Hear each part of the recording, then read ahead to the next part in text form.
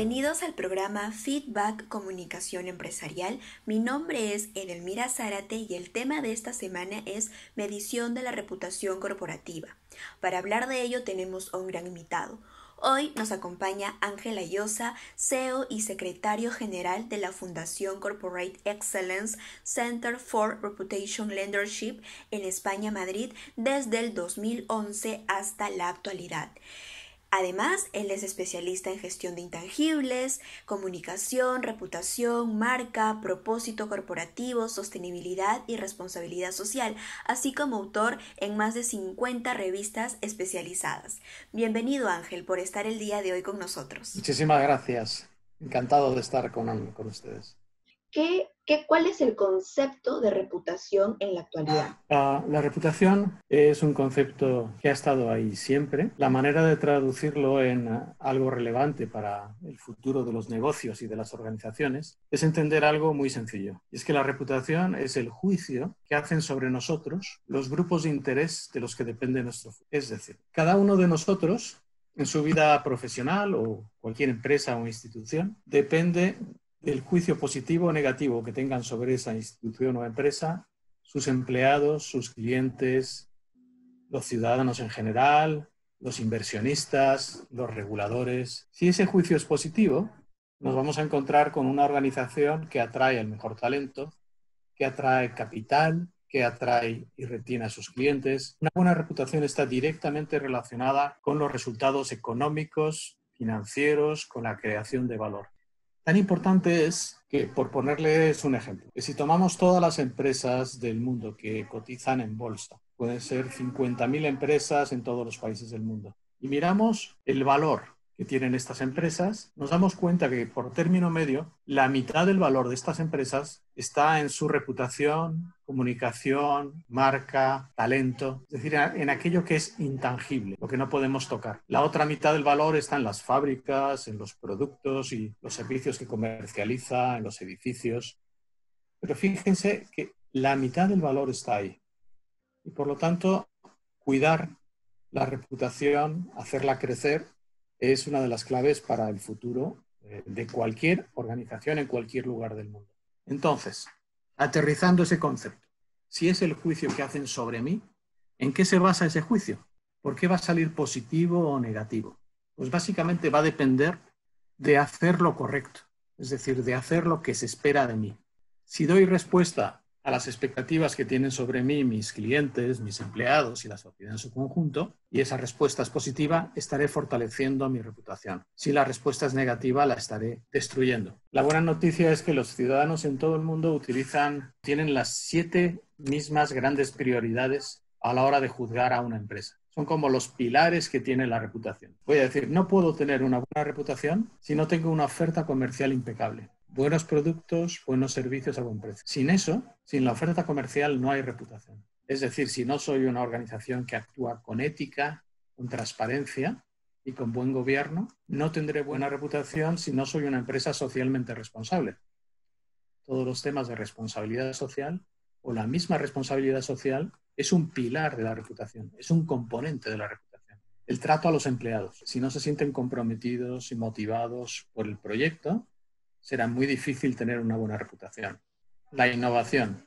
Si no soy una organización que ofrece y da respuesta a las necesidades de sus grupos de interés, que les hace la vida más fácil, que crea productos y servicios para servirles mejor, tampoco tendré una buena reputación. Si no ofrezco resultados económicos positivos, si soy una empresa que pierde dinero, tampoco tendré una buena reputación. El tener una buena reputación significa que tienes al frente unos directivos que son conscientes de la importancia de la reputación y que son buenos gestores. Es decir, la calidad del management o el liderazgo al frente de la organización es la 7ª columna que sostiene la reputación de cualquier organización.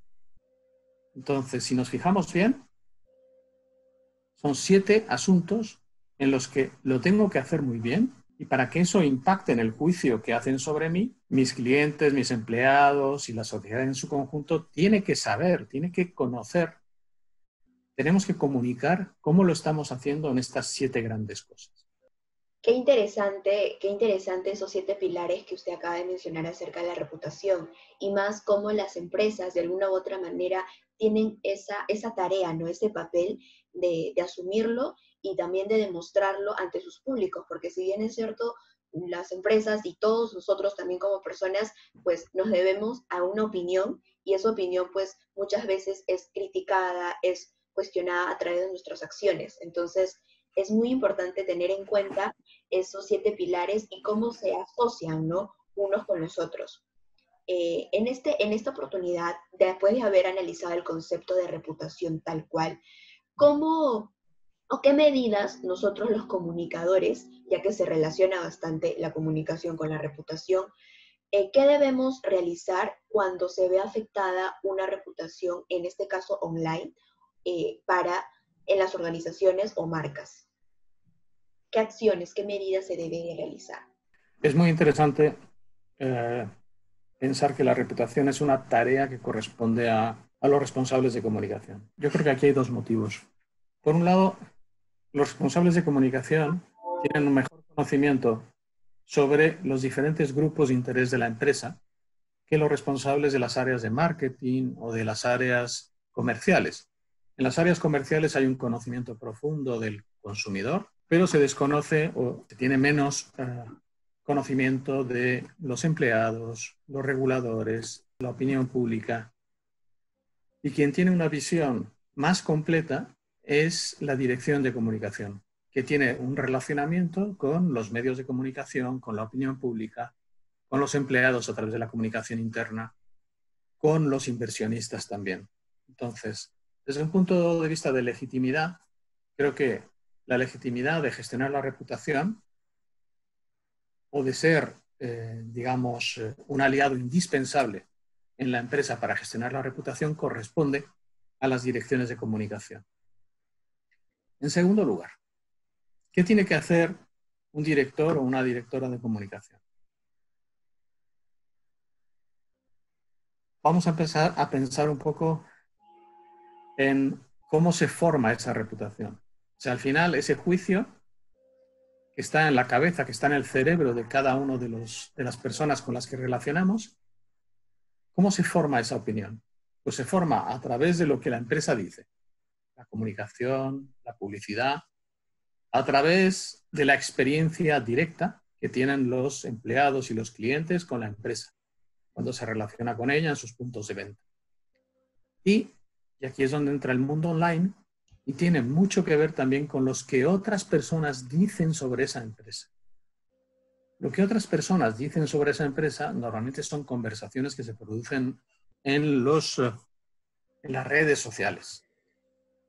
Entonces, lo que tenemos que hacer es considerar que finalmente la reputación se va a formar sobre estos tres aspectos. Lo que yo digo como empresa, lo que otros dicen de mí, sobre todo en las redes sociales, y la experiencia directa que tienen mis clientes y no clientes con la empresa. Si antes hemos dicho que la reputación se construye sobre esos 7 pilares, yo como dirección de comunicación necesito disponer de sistemas de escucha mediante encuestas o mediante consulta a los grupos de interés. Tengo que saber qué están opinando sobre mí en estas 7 grandes cosas, porque esa va a ser la forma de medir cuál es mi reputación. Y cuando estoy hablando de los medios sociales y de las redes sociales, tener un sistema de alerta sobre el sentimiento positivo, negativo o neutro que despierta mi marca ante mis grupos de interés. Pero eso no va a ser suficiente, sino que voy a tener que hacer un análisis de los contenidos, un análisis de las conversaciones que se producen en el mundo online para saber si cuando hablan de mi empresa, cómo están hablando en términos de oferta comercial, trato a los empleados, resultados económicos financieros, responsabilidad social, es decir, sobre las mismas cuestiones que son los pilares que construyen la reputación. Entonces, cuando me haces la pregunta de ¿y qué tengo que hacer en caso de una crisis reputacional? Cuando ya ha surgido la crisis, es demasiado tarde. La labor interesante del gestor de comunicación es convencer a la organización que la reputación es un escudo que hay que fortalecer antes de que se produzcan las crisis. Es una tarea permanente de identificar en qué estamos siendo mal percibidos, dónde tengo los gaps entre una realidad que yo entrego bien. Puedo tener unos productos y unos servicios fantásticos, pero si no lo estoy comunicando adecuadamente, ahí tengo un gap por el que en algún momento puede surgir una crisis reputacional. Yo lo que tengo que hacer es entender que la gestión de esas crisis es una gestión preventiva. Sabiendo cuáles son las 7 grandes cuestiones sobre las que me van a juzgar, lo que tengo que hacer es influir en la organización para mejorar la gestión de estas 7 grandes cosas. Pero nuestros potenciales compradores no se enteran.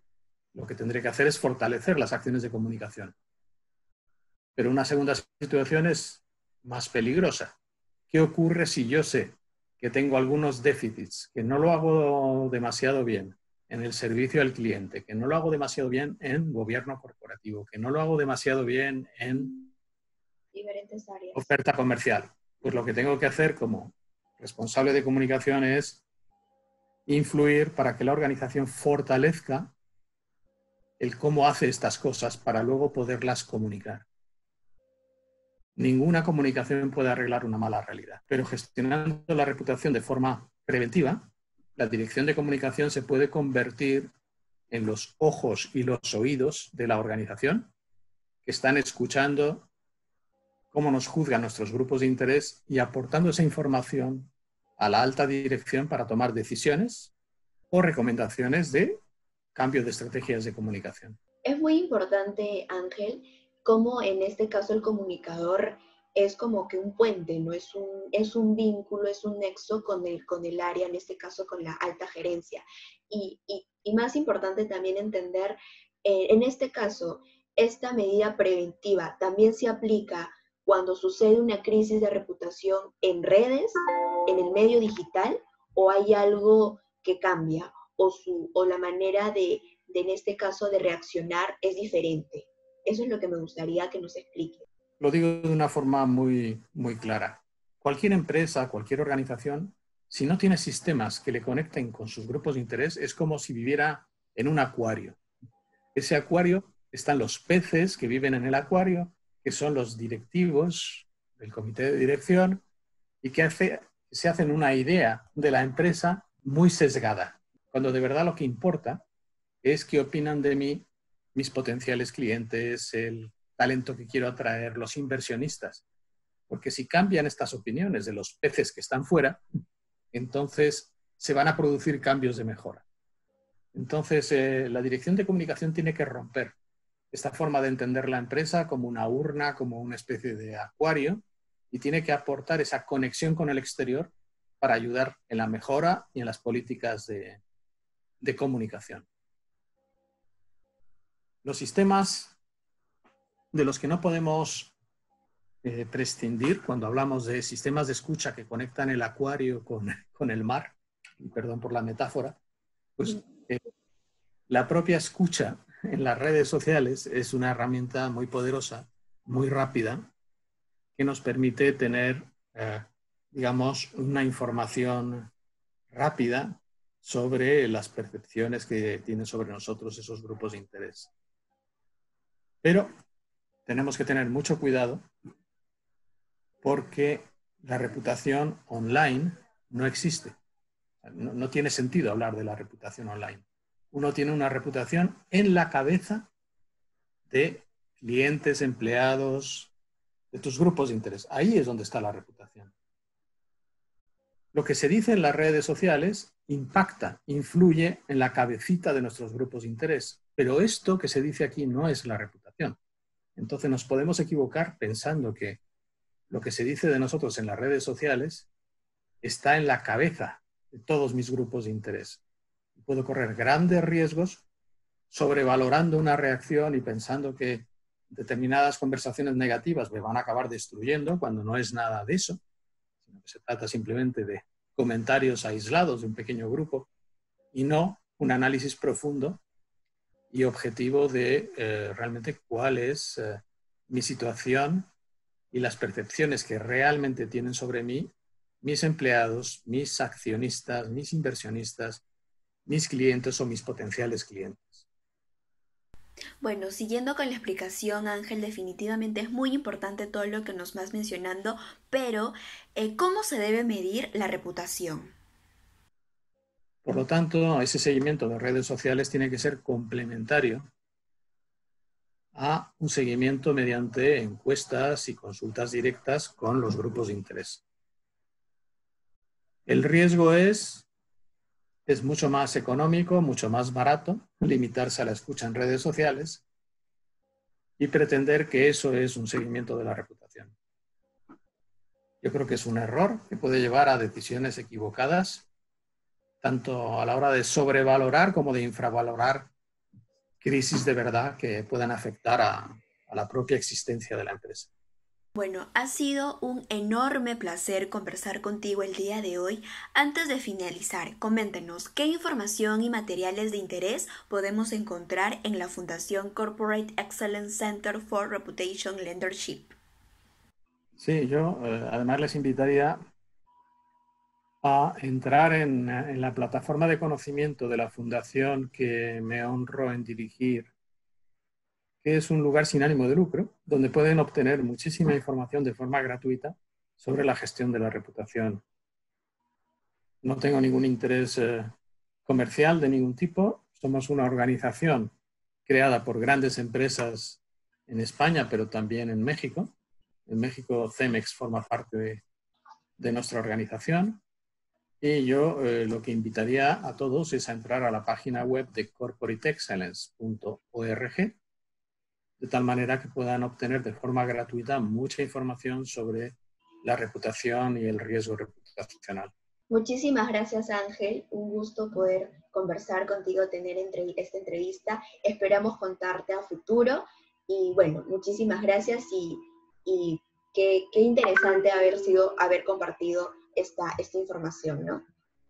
Gracias, muchísimas gracias. Muchas gracias.